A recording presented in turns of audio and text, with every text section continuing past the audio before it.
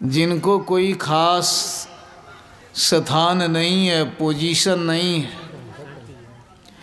संसार के आदमी जिनको छोटा बूझते हैं, छोटी बूझा करते हैं, कमज़ोर बूझा करते हैं, बेकार बूझा करते हैं, प्रतिष्ठा के लायक नहीं समझा करते।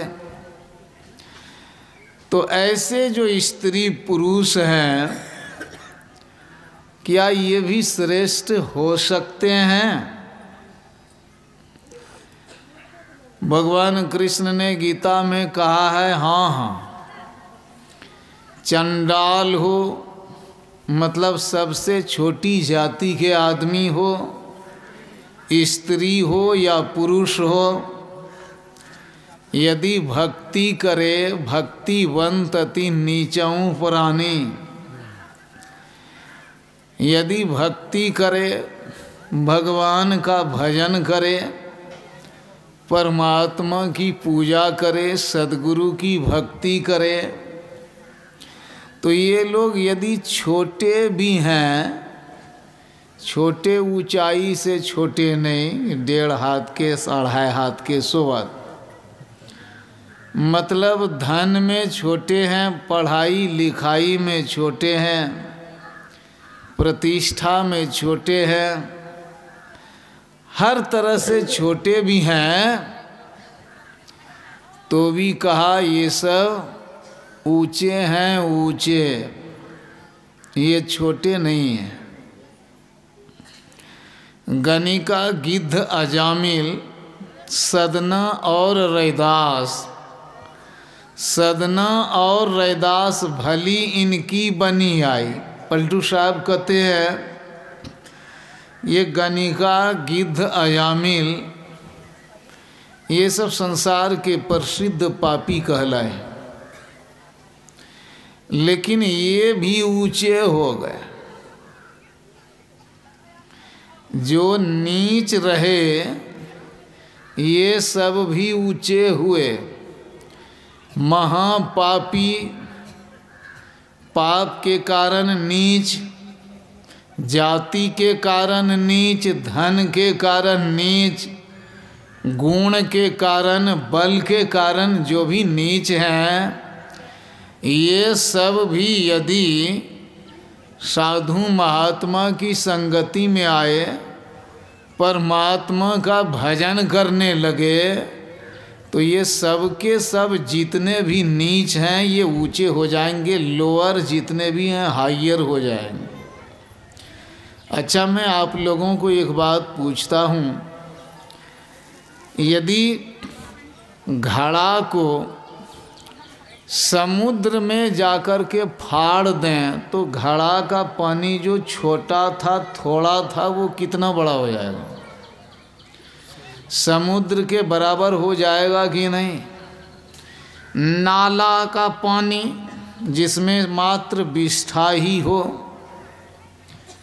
बेला बदन का, बेला चांद का, सारा पैखाना उसी नाला में हो और वो घुस जाए समुद्र में, तो वो नाला कितना बड़ा हो जाएगा? समुद्र हो जाएगा कि नहीं हो जाएगा? वो नाला भी समुद्र हो गया।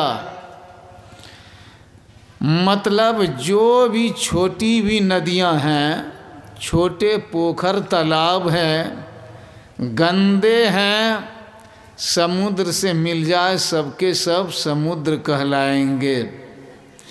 वैसे जो भी ऊंचे हैं कि नीचे हैं कोई बात नहीं, परमात्मा की भक्ति करने लगे वे ऊंचे हो गए। अब वे नीच नहीं रहे। कोई भी रैदास को रैदास चमार नहीं कहता है, कोई भी कबीर जोलाहा को जोलाहा कबीर नहीं बोला करते। डोम जो स्वपच कहलाते हैं उनको कोई भी डोम नहीं कहते और उस दृष्टि से कोई देखा भी नहीं करते।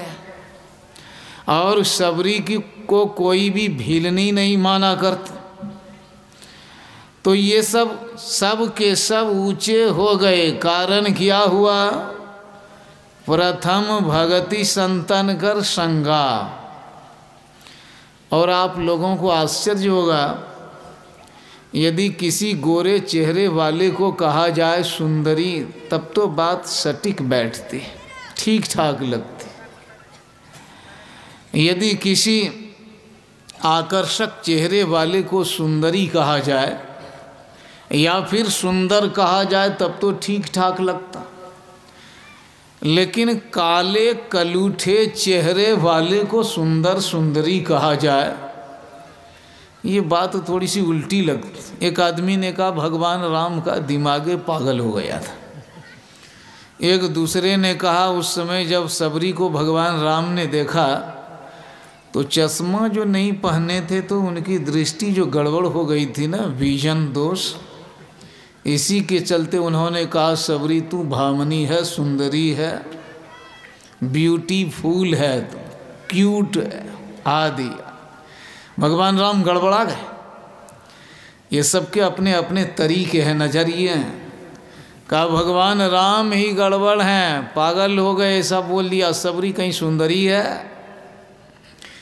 लेकिन भगवान राम के लिए सबरी की जो सुंदरता है वो सुंदरता संसार की दृष्टि में सुंदरता नहीं है, और जो संसार की दृष्टि में सुंदरता है वास्तव में वो वास्तविक सुंदरता है नहीं। हमारे लिए क्या सुंदरता है? चेहरे की चमक सुंदरता है। हमारे लिए धन का अधिक हो जाना सुंदरता है। हमारे लिए संसार में संसार की चीज़ें प्राप्त कर लेना सुंदरता है। लेकिन भगवान के लिए सुंदरता क्या है? कहा यदि ब्रह्मा भी, मतलब इस संसार के बनाने वाले जो क्रिएटर बॉडी बिल्डर हैं, वो भी यदि भक्ति से हीन है, वो भी यदि रैदास की संगति में कभी नहीं गया, महर्षि मेही की संगति में नहीं गया, तो वो भी नीच है। लेकिन यदि नीच काग भुसुंडी कौवा भी चला जाए महात्मा की संगति में, या फिर गरुड़ चला जाए महात्मा की संगति में, या फिर नीच से नीच कोई भी महापापी दुर्जन दुरात्मा दुष्ट नष्ट भ्रष्ट बुद्धि जो भी चला जाए महात्मा की संगति में, भगवान की भक्ति करने लगे, वो नीच नहीं रह जाता, ऊंचा हो जाता है। जा की कृपा पंगु गिरी लंघे, अनरा को सब कछु दर्शाई। उस परमात्मा की कृपा से लंगड़ा पहाड़ को लांघता है, और जो अंधा है वो संसार का राज देख लेता है, सब कुछ देख लेता है। सबरी भी ठीक वैसी ही है। सबरी में क्या सुंदरता है? भगवान राम आ गए, सारा नियम तोड़ दिया उन्होंने। कुछ आदमियों ने कहा, एक राजपूत भाई मिले, उन्होंने कहा देखिए भगवान राम ने नियम तोड़ दिया, तोड़ना नहीं चाहिए। क्या तोड़ दिया नियम? कहाँ सबरी नीच जाति की, भगवान राम राजपूत जाति के थे, और दोनों को एकदम 22 पसेरी सावधान 22 पसेरी के बराबर कर दिया। ये नहीं करना था। तो मैंने कहा तुमको बगल में रहना चाहिए ना करेक्शन करने के लिए। भगवान राम को तुम उसका कांटेक्ट नंबर लेकर के फ़ोन करता कम से कम। उससे तुम ज़्यादा होशियार, इंटेलिजेंट है, सुपीरियर है माइंड तुम्हारा, नॉलेज तुम्हारा हाइयर है, अधिक पोजीशन है तुम्हारा, तो तुमको मिलना चाहिए। या फिर तुम इस प्रसंग को तुलसीदास की रामायण से डिलीट कर दो, ख़त्म कर दो, तुम नए ढंग से उसको पेश करो आकर। लेकिन जानता नहीं है, ये भक्त भगवान की तरह ही हुआ करते हैं। समझ गए साहब? और भगवान की तरह की बात क्या है? भगवान राम आ गए सबरी के पास, और आकर के सबरी को कहा देखो सबरी, मुझे जल्दी जल्दी खाने के लिए दो। सबरी कहती है मेरे पास कुछ है नहीं, मैं दूँ तो दूँ क्या आपको। का बगल में नहीं देख रही है, पेड़ का वृक्ष है, 10-15 बेर तोड़ के ला। सबरी लाचारी जाती है, तोड़ कर लाती है। कहा दो खाने के लिए, तो भगवान को देने लगी। कहा देखो गलती मत करो, कौन खट्टा है कौन मीठा है जरा बताओ टेस्ट करके। सबरी कहती भगवान आप इतना बड़ा नियम तोड़ने जा रहे हैं, ठीक बात नहीं। आप राजपूत जाति के भगवान हैं और मैं कहाँ डोम हाड़ी चमार जाति की भक्ति, ठीक बात नहीं, हम नहीं देंगे, हम नहीं टेस्ट करेंगी और आप ऐसे खाइए। का जल्दी से करो। कई बार कहने पर जब नहीं सुना, भगवान राम ने कहा सुनो इस बार तुम जरा सी भी देर नहीं करना, और नहीं तो तुमको शराब दे देंगे, सब तुम्हारी भक्ति खत्म, जल्दी से टेस्ट करके दो। सबरी लाचारी दाल खेसाड़ी मुंह के पास बेर ले जाती है, जैसे जीभ पर रखना चाहती नीचे गिरा देती। भगवान राम कहती पगली क्या हो गई, तुमको मैंने कहा, फिर गलती कर रही है, जल्दी से टेस्ट करो। इस बार मुंह तो जीभ पर तो रख दिया बेर, लेकिन बेर जीभ पर रखने से टेस्ट मालूम होता, स्वाद मालूम होता है।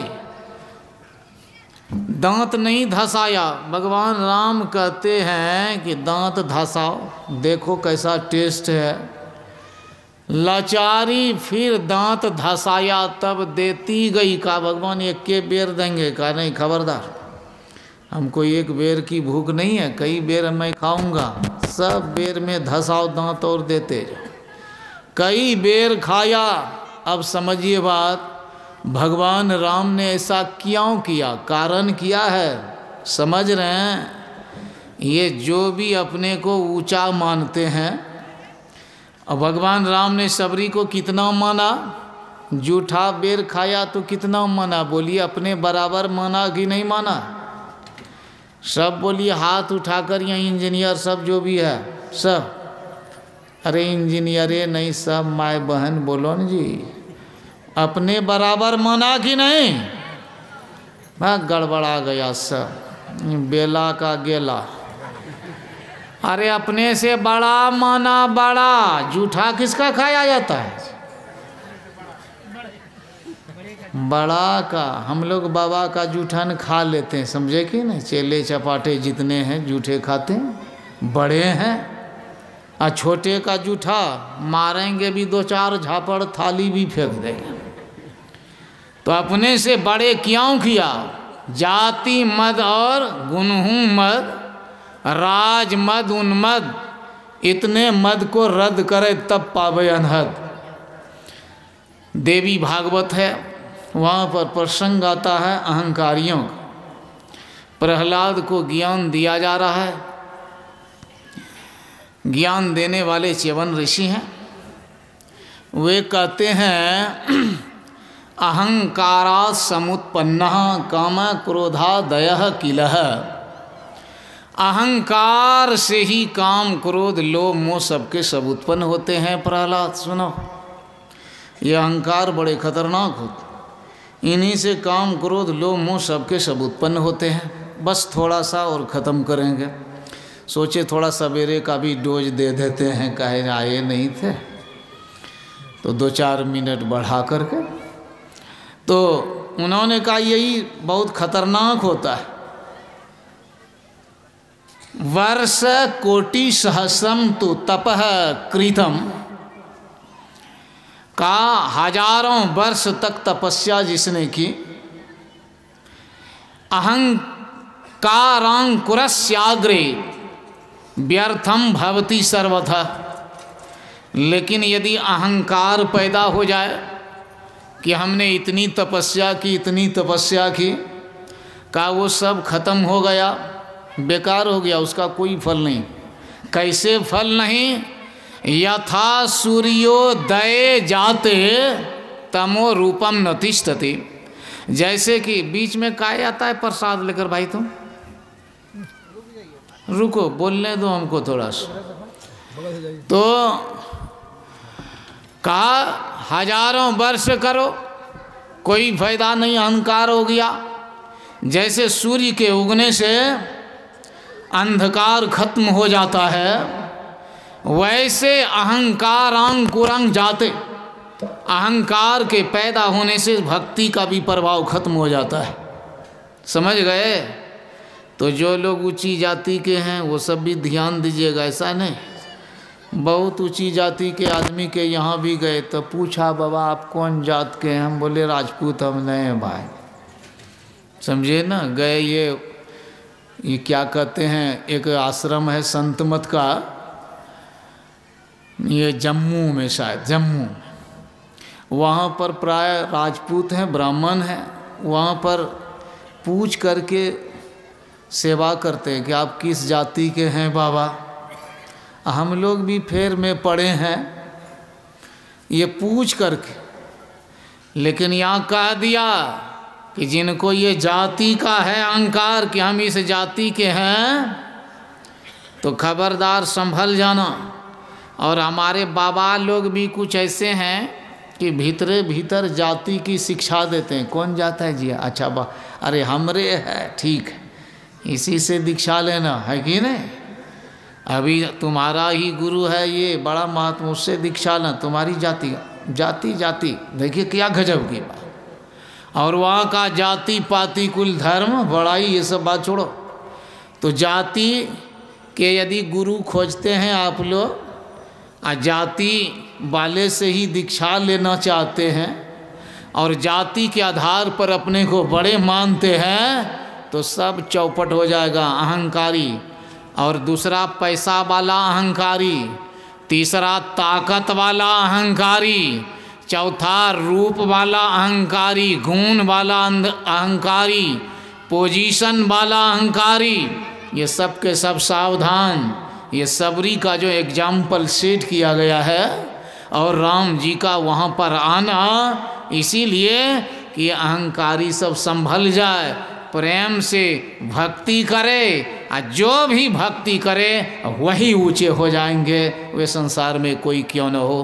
तो आप लोग सत्संग करें, भजन करें, ध्यान करें और अहंकार को छोड़ करके करें, तो आप श्रेष्ठ हैं। आप ही सबरी हैं, ऊंची जाति के हैं तो भी श्रेष्ठ, मिडिल क्लास के हैं तो भी। अब भक्ति भजन सत्संग कुछ नहीं है तो समझिए मटिया मेट गए, 0 रन है ना, टेम्परेचर एकदम 0, उसमें भी माइनस जाएगा। तो सावधान रहिए, सत्संग भजन कीजिए। यही मैंने आप लोगों की सेवा में कहा है।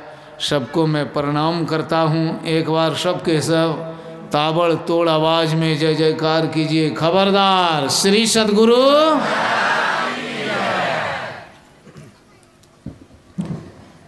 देख कथिल बोलो है समय 6 5-7 मिनट 10 से कुछ।